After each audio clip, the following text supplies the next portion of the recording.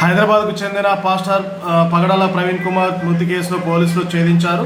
అత్యధిక సాంకేతికతో ఆధారాలు సేకరించి ప్రత్యక్ష సాక్షిలో పోస్టుమార్టం నివేదిక సమగ్రంగా విశ్లేషించిన అనంతరం ఇది సెల్ఫ్ యాక్సిడెంట్గానే పోలీసులు ధృవీకరించారు.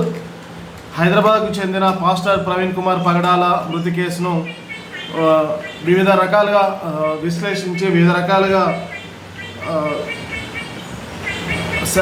రకాల ఆధారాలను సేకరించిన తర్వాత ఇది సెల్ఫ్ యాక్సిడెంట్గానే పోలీసులు నిర్ధారించారు. ఒకసారి వివరాలకు వెళ్తే,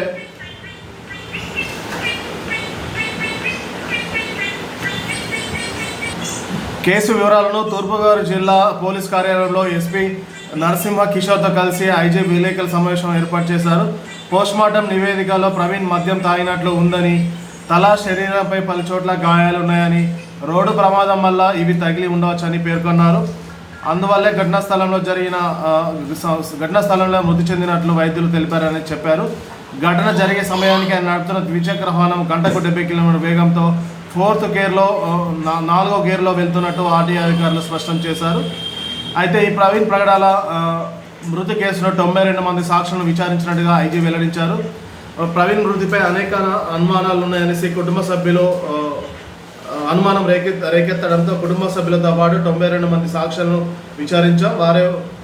వారెవరికి ఒకరితో ఒకరు పరిచయాలు లేవు. అయినా రాజమహేంద్రం వస్తున్నట్లు భార్యతో పాటు రాజమహేంద్రవరానికి చెందిన ఆకాష్, అడపాక జాన్కు మాత్రమే తెలుసు. మార్గ మధ్యలో భార్య, స్నేహితులు, కొందరు పాస్టర్లతో ఫోన్లో సాధారణ అంశాలే మాట్లాడారు. కుటుంబ సభ్యులు సైతం మృతిపై ఎటువంటి అనుమానాలు వ్యక్తం చేయలేదు. దర్యాప్తుపై నమ్మకం ఉందని చెప్పారు. ప్రయాణంలో ప్రవీణ్ ఎక్కడ తన వివరాలు తెలియకుండా జాగ్రత్తలు తీసుకున్నారు. బైక్ పైనే హైదరాబాద్ నుంచి రాజమహేంద్రవరం బైక్ పైన ఎందుకు ప్రయాణించారంటే, రాజమహేంద్రవరంలోని నామవరంలో బైబిల్ మిషన్ కళాశాల నిర్మించేందుకు మార్చిలో స్థలం కొన్నారు. అక్కడ పనులు చేయించేందుకు ప్రవీణ్ ప్రయాణం పెట్టుకున్నారు. స్థానికంగా కొద్ది రోజులు ఉండాల్సి వస్తుందని, అవసరాలకు ఉపయోగపడుతున్న ఉద్దేశంతోనే బైక్ పై వెళ్ళాలనేసి నిర్ణయం తీసుకున్నట్లు తెలుస్తుంది. ఇదే విషయం హైదరాబాద్లోని స్నేహితుడికి చెబితే, బైక్ పై అంత దూరం వెళ్ళొద్దు, కావాలంటే రైలులో బైక్ను పార్సల్ పంపండి అని ప్రవీణ్కు చెప్పారు. అయితే ప్రవీణ్ ఆ మాట వినలేదు అని ఐజీ విలేకరుల సమావేశంలో వెల్లడించారు. అయితే ప్రవీణ్ కుమార్ పగడాల మృతిపై కొందరు సోషల్ మీడియాలో ఆరోపించిన సంగతి తెలిసిందే. ప్రవీణ్కి హత్య అని ఆరోపిస్తూ టీవీలో, సామాజిక మాధ్యమాల్లో కొందరు విద్వేషాలు రెచ్చగొట్టేలా ప్రసంగించారని, 11 కేసులు అమలు చేసి ఒకరిని అరెస్ట్ చేశామని ఐజీ వెల్లడించారు. వీరిలో పలువురికి నోటీసులు ఇస్తే తమ వద్ద ఎలాంటి ఆధారాలు లేవని చెప్పారన్నారు. విదేశాల నుంచి ఆరోపణలు చేస్తున్న వారిపై కేసులు నమోదుతో పాటు రెడ్ కార్నర్ నోటీసులు ఇస్తామని చెప్పారు. మరియు రెచ్చగొట్టే వ్యాఖ్యలు ఎవరైనా చేస్తే కఠిన చర్యలు తీసుకుంటామని ఐజీ వెల్లడించారు. హైదరాబాద్లోని సెంట్రల్ ఫోరెన్సిక్ ల్యాబ్స్ మరియు Vijayawada forensic labs call data, cell tower, cell data location, UPI చెల్లింపులు, ప్రత్యక్ష సాక్షులు, ఆర్టీఐ అధికారులు, వైద్య బృందం, పోస్టుమార్టం నివేదిక, ఇలాగ వివిధ రకాలుగా వాటిని విశ్లేషించి ఇది సెల్ఫ్ యాక్సిడెంట్గానే నిర్ధారించినట్టు ఐజీ స్పష్టం చేశారు.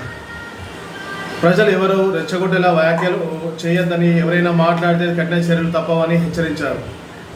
అసలు ప్రవీణ్ హైదరాబాద్ మార్చి 24 ఉదయం 11 గంటలకు బుల్లెట్ బండిపై ప్రయాణం ప్రారంభించినప్పటి నుంచి ఘటనా ప్రదేశం వరకు మధ్యలో 400కు పైగా సీసీటీవీ ఫుటేజ్లను దర్యాప్తు బృందం పరిశీలించింది. 42 కెమెరాల్లో ఆధారాలు లభించాయి.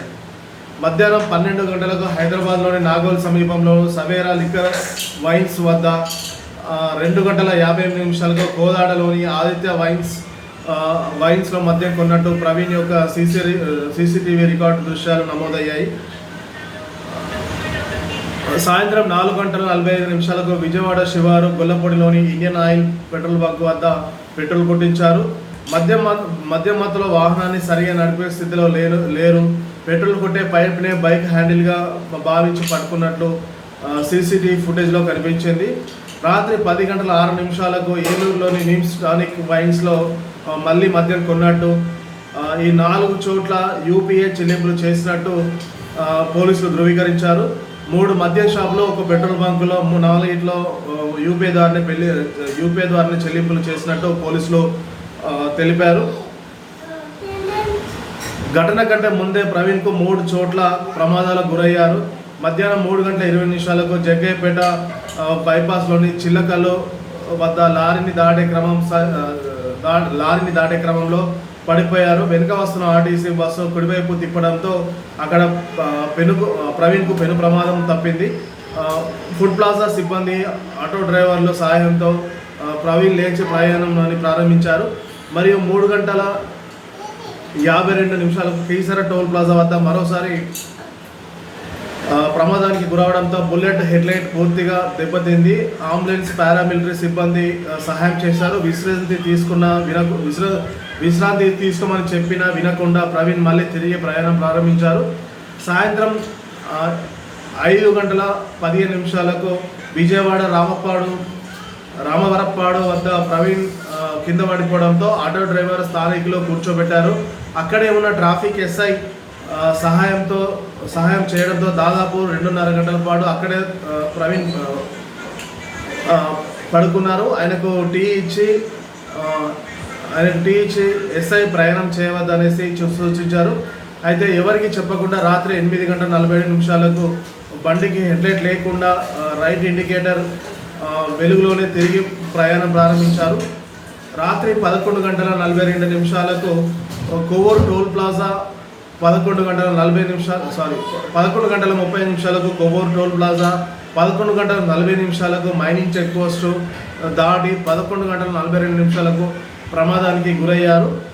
అయితే ఈ పూర్తి దర్యాప్తును 5 బృందాలు 13 రోజుల పాటు పూర్తిగా విశ్లేషించి వివిధ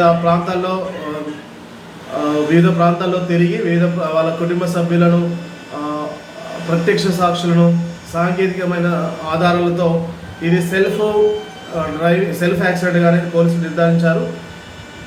ఈ కేసును ప్రతిష్టాత్మకంగా తీసుకున్న తూర్పుగోదావరి జిల్లా కొవ్వూరు నార్త్ జోన్ డిఎస్పీలు దేవకుమార్, శ్రీకాంత్ పర్యవేక్షణలో 4 సిఐలు, 8 మంది ఎస్ఐలు, 30 మంది సిబ్బందితో ప్రత్యేక బృందం ఏర్పాటు చేసి అన్ని కోణాల్లో ఈ కేసును దర్యాప్తు చేసినట్లు పోలీసులు వెల్లడించారు. 19 రోజుల్లోనే కేసును ఛేదించారు. ప్రత్యేక దర్యాప్తు బృందం 5 విభాగాలుగా విడిపోయి కేసును దర్యాప్తు చేపట్టింది. అంతేకాకుండా కీలకంగా ఫోరెన్సిక్ నివేదికలు, దాదాపు 400 సీసీటీవీ ఫుటేజ్ను విశ్లేషించిన అనంతరం 42 చోట్ల ఆధారాలు లభించాయి. వాటిని హైదరాబాద్, విజయవాడ ఫోరెన్సిక్ ల్యాబ్కు పంపించే వాస్తవికతను నిర్ధారించారు. ఆయా చిత్రాల నాణ్యతను పెంచి ఫుటేజ్లను విశ్లేషించిన తర్వాత ఓ అంచనాకు వచ్చారు.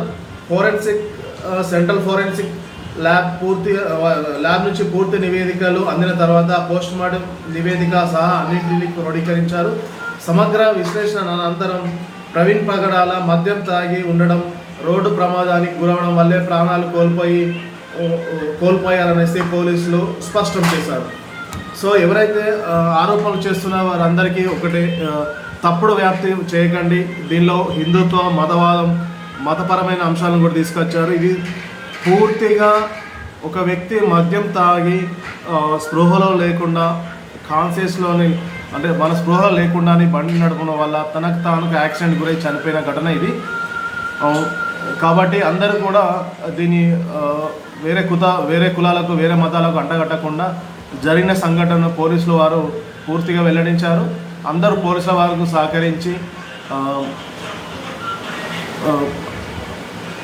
వారికి సహకరించి దుష్ప్రచారాలు చేయకుండా అరికట్టాలి.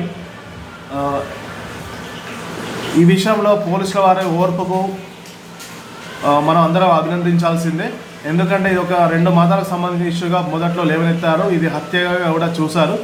కానీ పోలీసులు ఎంతో ఓపికగా 19 రోజులు 5 టీంలు విడిపోయి ప్రతి ఒక్క అంశాన్ని క్షుణ్ణంగా పరిశీలించిన తర్వాత నేను ప్రెస్ మీట్ పెట్టడం జరిగింది. కాబట్టి అన్ని మతాల వారు కూడా దీన్ని ఒక సెల్ఫ్ డ్రైవింగ్ యాక్సిడెంట్గానే చూడాల్సిందిగా కోరుతున్నాము. Thank you.